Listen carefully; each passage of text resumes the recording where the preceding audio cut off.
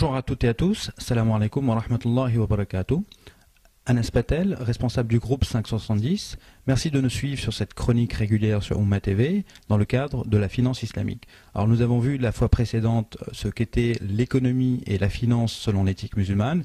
Aujourd'hui nous allons détailler ce qu'est la banque islamique, donc dans son contexte, notamment dans les pays occidentaux tels qu'on le voit ici.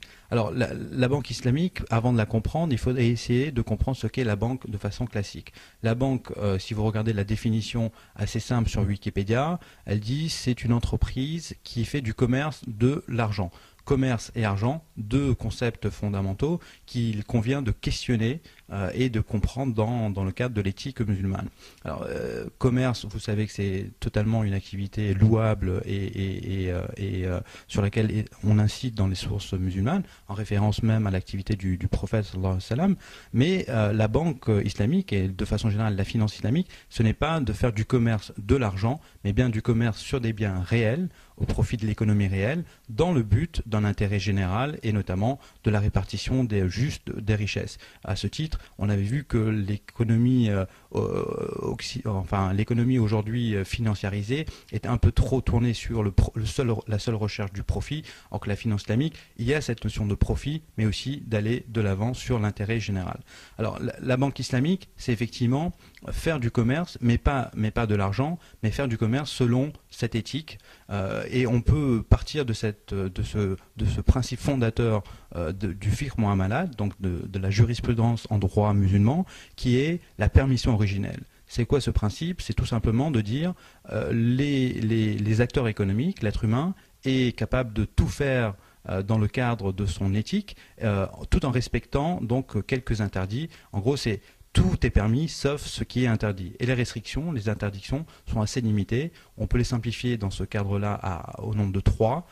Pas de spéculation, pas de commerce de dette et pas de vente de ce qu'on ne possède pas. Si vous appliquez ces interdictions dans le cadre d'aujourd'hui, ça permettrait d'éviter énormément de dérives. D'ailleurs, les régulateurs, les professionnels appellent à ce que les banques qui ont été déconnectées un peu trop de l'économie réelle reviennent sur cette notion fondamentale qui est de s'ancrer sur le financement de l'économie réelle, des PME, et non pas de cette économie casino qui a fait tant de dégâts. Alors, on peut dire que de façon générale, un système bancaire universel, il a quoi comme fonction? C'est d'une part de faire la mobilisation des ressources, donc collecter des fonds, collecter des dépôts auprès des particuliers, collecter de l'épargne, des produits d'épargne.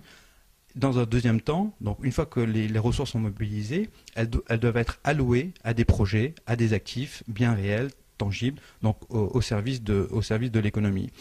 Et c'est bien ce vers quoi tend la banque islamique, c'est de mobiliser des ressources d'un côté et afin de les investir. Alors, elle s'appuie sur deux grandes techniques. La première sont les techniques dites techniques commerciales, acheter et revendre, selon le principe de la murabaha, acheter et louer, avec la technique de l'ijara.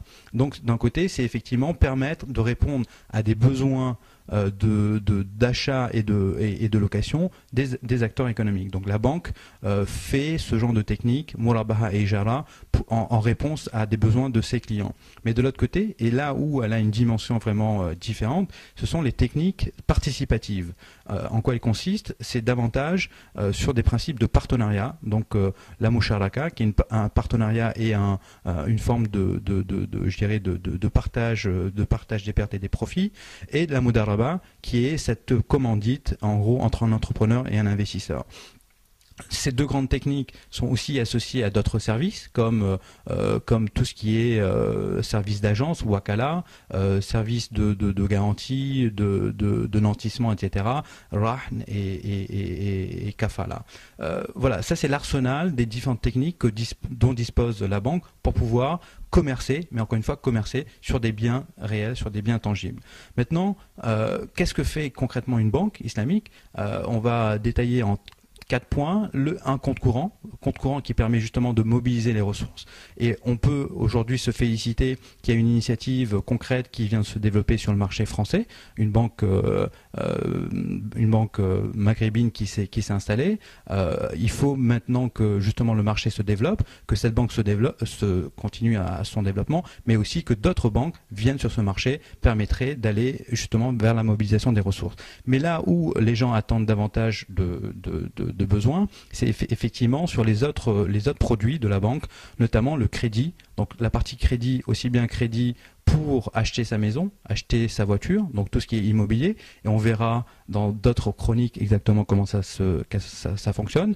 Des crédits pour les professionnels, que ce soit financer un projet concret, financer ses locaux, etc., notamment sous la forme de leasing, on verra un détail également. Et enfin, des produits d'épargne, l'épargne qui est quand même, encore une fois, c'est ce besoin important qui est de préparer, d'économiser en vue d'un besoin, en vue d'un projet, que ce soit faire un voyage comme le Hajj, que ce soit en vue de la retraite, de l'éducation des enfants, etc.